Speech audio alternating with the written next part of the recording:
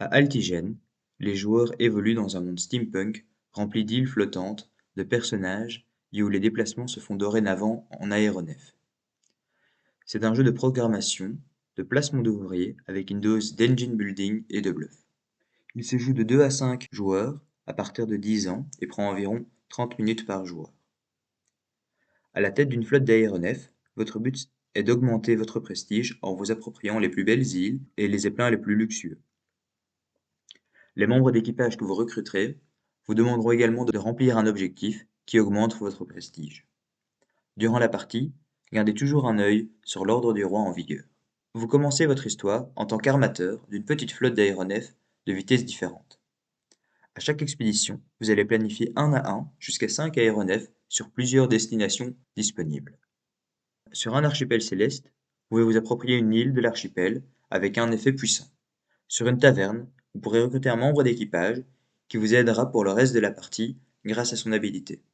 Sur un atelier, vous pourrez acquérir un nouveau zeppelin pour augmenter votre flotte et la vitesse de celle-ci. Le garage permet de faire des réglages de vitesse durant l'expédition. Quand vous planifiez un aéronef, vous parvenez une fois sur deux à garder sa vitesse secrète. Vous pouvez également décider de le booster avec de l'énergie pour augmenter temporairement sa vitesse et espérer dépasser vos adversaires. Après que tous les aéronefs ont été planifiés, ils arrivent à destination pour réaliser une action. En commençant par les destinations les plus proches, révélez toutes les vitesses des aéronefs.